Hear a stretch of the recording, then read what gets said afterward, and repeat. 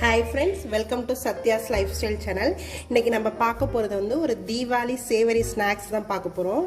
இன்னைக்கு வந்து நம்ம கார பூந்தி எப்படி பண்ணலாம்ன்றதை பார்க்கலாம். இது ரொம்ப ஈஸியா ஒரு 10 மினிட்ஸ்ல இது வந்து நம்ம ரெடி பண்ணிடலாம். தீபாவளிக்கு ஈஸியா குயிக்கா பண்ற மாதிரி உள்ள இதுதான் இன்னைக்கு பார்க்க போறோம். இது எப்படி பண்ணலாம்ன்றதை பார்க்கலாம். இந்த கார பூந்தி பண்றதுக்கு நான் வந்து 1 கப் வந்து கடலை மாவு எடுத்துக்கிறேன். 1/4 கப் அரிசி மாவு எடுத்துக்கிறேன். அரிசி மாவு வந்து நல்லா கிறிஸ்பாக இருக்கும், அதுக்காக தான் நம்ம சேர்க்குறோம். சால்ட் ஆட் பண்ணிக்கிறேன். இது எல்லாத்தையுமே நல்லா நம்ம மிக்ஸ் பண்ணிக்கலாம். 1 பிஞ்ச் பேக்கிங் சோடா ஆட் பண்ணிக்கிறேன். அது வந்து நல்லா அந்த இதெல்லாமே நல்லா முழுசாக வரும், இந்த பபிள்ஸ் எல்லாம். இந்த பேக்கிங் சோடா வந்து நம்ம ஆட் பண்ணால் இந்த பூந்தியெல்லாம் நல்லா ஷேப் வந்து நல்லா வரும், அதுக்காக தான் ஆட் பண்ணுறோம். இது எல்லாமே நல்லா மிக்ஸ் பண்ணிக்கலாம். மஞ்சத்தூள் ஆட் பண்ணிக்கிறேன். கொஞ்சமாக மிளகாத்தூள் ஆட் பண்ணிக்கிறேன். நம்ம லாஸ்ட்லேயும் சேர்க்க போகிறோம். இது ஆப்ஷனல் தான், நீங்கள் வேணும்னா இதில் சேர்த்துக்கலாம், இல்லை நீங்கள் சேர்க்காம கூட பண்ணிவிட்டு லாஸ்ட்டாக நம்ம வந்து இந்த மிளகாத்தூள் பொடி மிளகு பொடியெலாம் சேர்க்கும்போது கூட சேர்த்துக்கலாம். இது எல்லாமே நல்லா மிக்ஸ் ஆகிற அளவுக்கு பண்ணிக்கலாம். கொஞ்சமாக தண்ணி ஆட் பண்ணிக்கலாம். இது நல்லா மிக்ஸ் பண்ணிக்கலாம். இது வந்து ரொம்ப தண்ணியாகவும் இருக்கக்கூடாது, ரொம்ப கெட்டியாகவும் இருக்கக்கூடாது. இட்லி மாவுக்கும் இன்னும் கொஞ்சம் லிக்விடாக இருக்கணும். இது நல்லா மிக்ஸ் ஆகிடுச்சு. இந்த மாதிரி இருக்கணும். இப்படி ஊற்றினா அந்த இது கீழே விழுற அளவுக்கு இந்த லிக்விட் கரெக்டாக இருக்கும். இந்த பேட்டரோட கன்சிஸ்டன்சி இப்படி தான் இருக்கணும். ரொம்ப கெட்டியும் இருக்கக்கூடாது, தண்ணி இருக்கக்கூடாது. இந்த பூந்தி பண்ணுறதுக்கு நம்ம இந்த மாதிரி பூந்தி கரண்டி யூஸ் பண்ணி தான் பண்ண போகிறோம். இது இல்லைன்னாலும் நம்ம ஜல்லி கரண்டின்னு வச்சுருப்போம் இல்லையா, இந்த மாதிரி இதில் கூட நம்ம பண்ணலாம். இல்லை காய் வடிகட்டுறதுலேயே கொஞ்சம் ஓட்டை பெருசாக உள்ளதாக வச்சுருப்போம், அதில் கூட நம்ம பண்ணலாம். எல்லாமே கரெக்டாக தான் வரும்.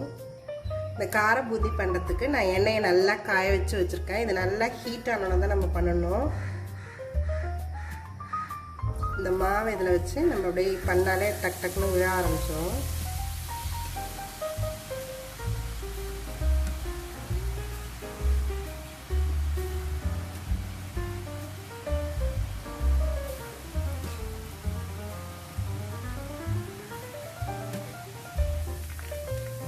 இது நல்லா அப்படி எடுத்து விட்டுக்கலாம், இன்னொரு சைடு தான் வரதுக்கு.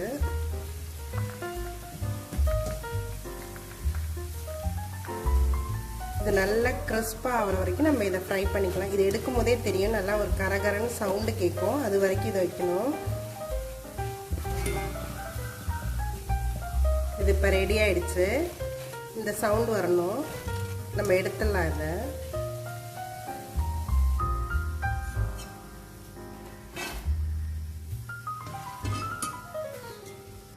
இதே மாதிரி நான் எல்லா மாவையுமே நான் போட்டு எடுத்துக்கிறேன்.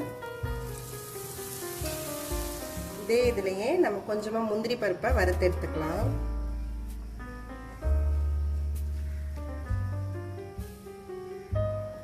இது நல்லா வறுத்தாச்சு, இதை எடுத்துடலாம். இதை அந்த பூந்தியில நம்ம ஆட் பண்ணிக்கிறோம், எல்லாத்தையும் வறுத்து. இதுலயே நிலக்கடலையும் நம்ம வறுத்துக்கலாம். நிலக்கடலையும் நல்லா வறுத்தாச்சு, இதே எடுத்துடலாம். இதுலேயே நம்ம கருவேப்பிலையும் பூண்டு வந்து நான் இடித்து தட்டி வச்சுருக்கேன், அதையும் ஆட் பண்ணிக்கிறேன். இதையும் நம்ம வறுத்துக்கலாம்.